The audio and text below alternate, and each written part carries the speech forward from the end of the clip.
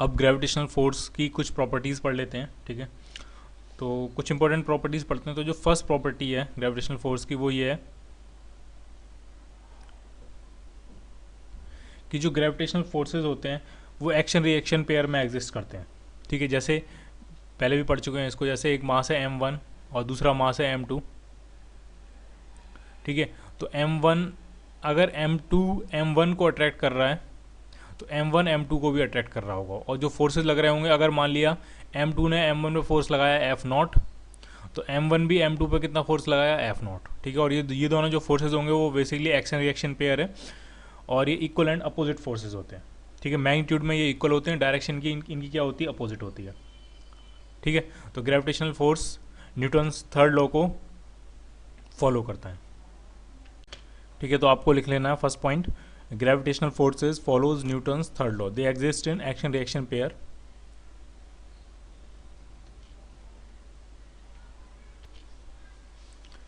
ठीक है।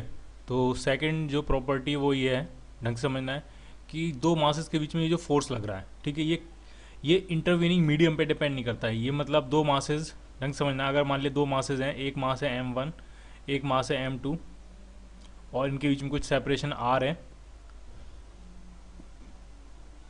और ये मान लिया कुछ फोर्स से एक दूसरे को अट्रैक्ट कर रहे हैं। फोर्स मान लिया कुछ भी ऐसे कह देते हैं रैंडम, मान लिया ये 5 न्यूटन फोर्स है, ठीक है। तो आप इस सिस्टम को चाहे वैक्यूम में रखो, एयर में रखो, ऑयल में रखो, वाटर में रखो, किसी भी मीडियम में रखो, यानी इन दोनों मासेस के बीच में कोई भी मीडियम हो, कोई भी इंटरवीनिंग मीडियम हो, कुछ भी हो, ठीक है, कंडक्टिंग नॉन कंडक्टिंग कैसा भी मीडियम हो, लेकिन इनके बीच में जो फोर्स लग रहा है वो हमेशा कितना रहेगा, 5 न्यूटन रहेगा, ठीक है। वो इंटरवीनिंग मीडियम पे डिपेंड नहीं करता, वो इस मीडियम के टेम्परेचर पे डिपेंड नहीं करता, यहाँ प्रेशर कितना वो कितना है उस पर डिपेंड नहीं करता, ठीक है। किसी भी एक्सटर्नल कंडीशन पे डिपेंड नहीं करता है, ठीक है। ये सिर्फ किस बात पे डिपेंड करता है कि इन दोनों पार्टिकल के मासेस कितने हैं और इनके बीच में ये सेपरेशन कितना है, ठीक है। तो सेकंड पॉइंट आपको लिख लेना है, gravitational force does not depend on the intervening medium, does not depend on the intervening medium. Clear. Third point discuss करते हैं, ठीक है। सेकंड पॉइंट आपने लिख लिया होगा, gravitational force does not depend on the intervening medium, ठीक है। थर्ड पॉइंट ढंग से समझना है, जैसे दो पॉइंट मासेस हैं और इनके बीच में कुछ लो फोर्स ऑफ अट्रैक्शन लग रहा है, मान लिया कुछ भी कह देते हैं, मान लिया फोर्स ऑफ अट्रैक्शन लग रहा है, कुछ कह देते हैं 3 न्यूटन, कुछ भी, ठीक है। मैंने जस्ट फॉर एग्जांपल कुछ वैल्यू ले लिया, आप F1 भी कह सकते हो, ठीक है। एक मास है, ये है पार्टिकल 1, ये है पार्टिकल 2, इनके बीच में force of gravitational force of attraction कितना लग रहा है, 3 न्यूटन, 3 न्यूटन, ठीक है। तो पॉइंट ये है कि इन दोनों के बीच में ये जो लगने वाला ग्रेविटेशनल फोर्स है, ये किसी थर्ड पार्टिकल के यहाँ प्रेजेंट होने या न होने से कोई फर्क नहीं पड़ता। अगर मान लिया थर्ड पार्टिकल यहाँ हो तो भी इन दोनों के बीच में ये 3 न्यूटन 3 न्यूटन फोर्स लग रहा है, और मान लिया थर्ड पार्टिकल यहाँ पे ना हो तो भी इनके बीच में फोर्स कितना लगेगा, 3 न्यूटन लगेगा, ठीक है। कोई अदर जो एक्सटर्नल बाउंड जो नेबरहुड में जो पार्टिकल्स होते हैं, उनके पार्टिकल्स के प्रेजेंट होने या न होने से दो पार्टिकल्स के बीच में लगने वाला जो फोर्स है वो चेंज नहीं होता है, ठीक है। ढंग से समझना। तो फर्क क्या होगा, 1 और 2 के बीच में पहले भी 3 न्यूटन फोर्स लग रहा था, अब भी कितना लगेगा, 3 न्यूटन। ये 3 पार्टिकल अगर यहाँ पे आ गया तो उससे कुछ फर्क नहीं पड़ेगा, ठीक है। फर्क बस इतना पड़ेगा कि इस 1 पे जो पहले जो टोटल फोर्स लग रहा था, पहले तो सिर्फ टोटल फोर्स 3 न्यूटन लग रहा था, क्योंकि पहले सिर्फ पार्टिकल 2 प्रेजेंट था। अब पार्टिकल 3 भी आ गया तो 3 भी इस पर कुछ फोर्स अप्लाई करना शुरू कर देगा इस तरफ, तो टोटल फोर्स चेंज हो जाएगा। सेम केस है 2 पे, पहले तो सिर्फ 1 की वजह से फोर्स लग रहा था, वो कितना था, 3 न्यूटन। अब 3 भी इस पर कुछ फोर्स अप्लाई करना शुरू कर देगा, तो जो टोटल फोर्स होगा 2 पे वो चेंज हो जाएगा।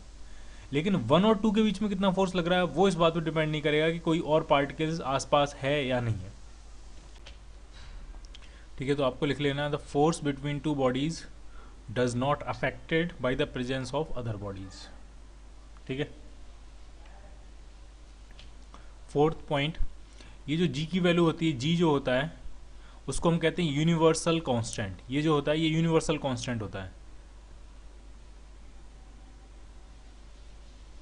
Universal constant. इसकी वैल्यू हमेशा कितनी होती है, तो वो होती है 6.67 इंटू 10⁻⁻11। अगर आपको यूनिट याद हो तो वो थी newton into meter square divided by kg square पर kg स्क्वायर, ठीक है। इसको यूनिवर्सल कांस्टेंट इसलिए कहते हैं क्योंकि इसकी वैल्यू हमेशा कांस्टेंट रहती है। यूनिवर्स में किन्हीं भी दो पार्टिकल्स के लिए जी की वैल्यू हमेशा कितनी रहेगी, 6.67 इंटू 10⁻11।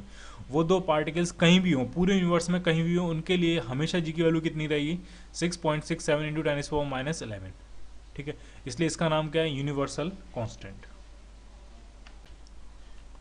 ठीक है, फोर्थ पॉइंट आपको लिख लेना है, G is called universal, G is called a universal constant because it has same value for any two bodies anywhere in the space. ठीक है, अब फिफ्थ पॉइंट पढ़ते हैं। तो फिफ्थ पॉइंट क्या है वो आपको थोड़ा ढंग समझना है। जो ग्रेविटेशनल फोर्सेज होते हैं वो कंजर्वेटिव फोर्स होते हैं। ठीक है, अगर आपको वर्क पावर एनर्जी में पढ़ा था हम लोगों ने, अगर आपको याद हो तो, कि कंजर्वेटिव फोर्सेज वो होते हैं जिनमें जो वर्क डन होता है किसी भी पार्टिकल को एक पॉइंट से दूसरे पॉइंट तक ले जाने में वर्क डन जो होता है वो पाथ पे डिपेंड नहीं करता। ठीक है, कोई भी फोर्स कंजर्वेटिव फोर्स कब कहलाता है ढंग समझना। जैसे किसी ऑब्जेक्ट पे मान लिया ये ऑब्जेक्ट है, कुछ मास कह देते हैं इसका m1। ठीक है, इस पर कुछ फोर्स लग रहा है ग्रेविटेशनल फोर्स, किसी और मास का होगा, मान लिया ये मास है कैपिटल M, इसका एक ग्रेविटेशनल फोर्स इस पर लग रहा है। ठीक है, ठीक है, अब हमको मान लिया m1 को पॉइंट A से लेकर पॉइंट B तक मूव कराना है, इसको मूव करा के लाएंगे पॉइंट A से पॉइंट B तक। तो ये जो ग्रेविटेशनल फोर्स है, फोर्स तो लग ही रहा है कैपिटल M की वजह से। ठीक है, तो इस फोर्स तो लग ही रहा है और डिस्प्लेसमेंट भी हुआ, तो इसका कुछ ना कुछ वर्क डन होगा, work done by gravitational force, कुछ ना कुछ होगा। ठीक है, तो वो जो वर्क डन है वो इस बात पे अगर डिपेंड नहीं करता है कि A से लेकर B तक हम किस पाथ से लेके जा रहे हैं। M1 को हम डायरेक्टली ऐसे भी लेके जा सकते हैं, ये पाथ 1 कह देते हैं इसको। M1 को हम ऐसे भी लेके जा सकते हैं A से लेकर B तक, इसको कह देते हैं पाथ 2। ठीक है, M1 को हम ऐसे भी लेके जा सकते हैं, इसको कह देते हैं पाथ 3। ठीक है, तो जो फर्स्ट पाथ में ले जाने में जो ग्रेविटेशनल फोर्स का वर्क डन होगा वही वर्क डन सेकंड पाथ से ले जाने में हो, वही वर्क डन थर्ड पाथ से ले जाने में हो। ठीक है, तो हम ऐसा कह देंगे कि जो ग्रेविटेशनल फोर्स है वो कैसा है, कंजर्वेटिव फोर्स है। ठीक है, ध्यान रखना आपको, कंजर्वेटिव फोर्स का जो वर्क डन होता है वो पाथ इंडिपेंडेंट होता है। ए से लेकर बी तक लेके जाना, आप कैसे भी लेके जाओ, हर केस में जो वर्क डन आएगा वो क्या आएगा, सेम। तो हम कह देंगे वो फोर्स कैसा था, कंजर्वेटिव फोर्स था। ठीक है, और आपको ध्यान रखना है कि जो पोटेंशियल होता है, जो पोटेंशियल फंक्शन होता है वो सिर्फ कंजर्वेटिव फोर्स के लिए ही डिफाइन होता है। ठीक है, अगर आपने किसी का पोटेंशियल सुना है तो इसका मतलब समझ लेना वो फोर्स कंजर्वेटिव फोर्स है। जैसे हमने सुना है कि स्प्रिंग के अंदर पोटेंशियल एनर्जी स्टोर होती है, स्प्रिंग की जो पोटेंशियल एनर्जी होती है वो क्या होती है, हाफ के एक्स स्क्वायर। ये स्प्रिंग के अंदर स्टोर पोटेंशियल एनर्जी है। इसका मतलब स्प्रिंग का जो फोर्स होगा जिसको हम के एक्स कहते हैं, एफ इक्वल टू माइनस के एक्स, तो वो कंजर्वेटिव फोर्स होता है। क्लियर। जैसे अभी आप आगे जाके सुनोगे ग्रेविटेशनल पोटेंशियल एनर्जी। ठीक है, वैसे पहले पढ़ा है आप mgh कहते थे हम उसको, h हाइट पे m मास का पार्टिकल होता था, अर्थ की सरफेस से h हाइट पे m मास का पार्टिकल है तो उसकी ग्रेविटेशनल पोटेंशियल एनर्जी क्या लिखते थे हम, mgh। ठीक है, तो अगर ग्रेविटेशनल पोटेंशियल एनर्जी डिफाइन है, इसका मतलब ग्रेविटेशनल जो फोर्स होगा वो फोर्स कैसा होगा आपका, कंजर्वेटिव फोर्स। ठीक है, हम आगे पढ़ेंगे 12th में जाके इलेक्ट्रोस्टैटिक पोटेंशियल एनर्जी, तो इसका मतलब इलेक्ट्रोस्टैटिक फोर्स कैसा होगा आपका, कंजर्वेटिव। ठीक है, सिर्फ कंजर्वेटिव फोर्सेस के लिए ही पोटेंशियल फंक्शन डिफाइन होता है। क्लियर। ठीक है, तो आपको लिख लेना है gravitational forces are conservative in nature. ठीक है, नेक्स्ट पॉइंट पढ़ते हैं, सिक्स्थ पॉइंट। जो अर्थ का ग्रेविटेशनल फोर्स है, ठीक है, जैसे अर्थ है, मान लिया ये अर्थ है और यहाँ पे कोई ऑब्जेक्ट रखा हुआ है, कोई ऑब्जेक्ट है मान लिया अभी एयर में। ठीक है, तो इस पर कुछ ना कुछ ग्रेविटेशनल फोर्स लग रहा होगा, इसी वजह से वो नीचे आता है। ठीक है, तो जो अर्थ का ग्रेविटेशनल फोर्स होता है उसको हम कहते हैं वेट।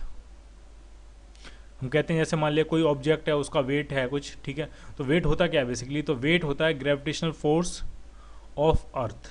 ठीक है, जो अर्थ का ग्रेविटेशनल फोर्स लग रहा होता है उस ऑब्जेक्ट पर, उसी को हम क्या कहते हैं, वेट। ठीक है, और वेट एक फोर्स होता है, इसलिए वेट हम हमेशा किस में मेजर करेंगे, न्यूटन में। ठीक है, न्यूटन में। ठीक है, ढंग समझना, जैसे हम कहते हैं ना कोई ऑब्जेक्ट है, जैसे कोई पूछता है बताओ इसका वेट कितना है, तो कोई कह देता है वेट इसका 5 kg, तो वो गलत है।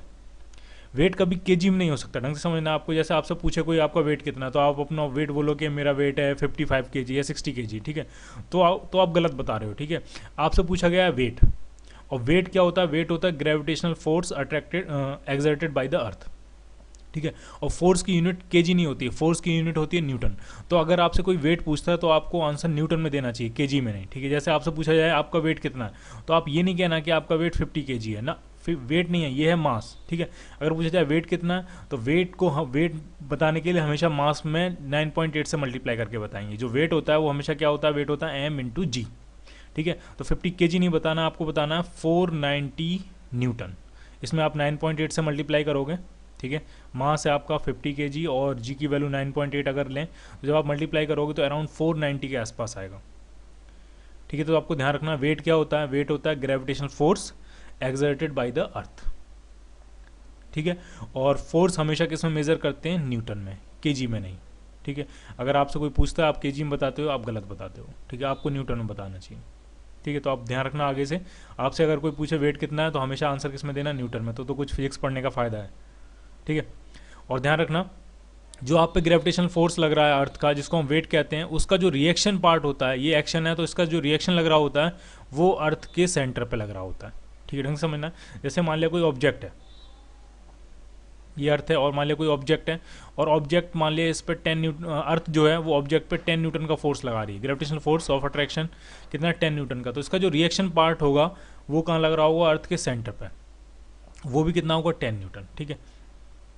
अगर अर्थ इस ऑब्जेक्ट ए कह देते हैं, अगर ये अर्थ ऑब्जेक्ट ए को 10 न्यूटन से खींच रही है मान लिया, तो ये जो ऑब्जेक्ट ए है वो भी अर्थ को कितने न्यूटन से खींच रहा होगा, 10 न्यूटन से, ठीक है। अगर हम अर्थ हमें खींच रही है तो हम भी अर्थ को एग्जैक्टली उतने फोर्स से खींच रहे होंगे, ठीक है।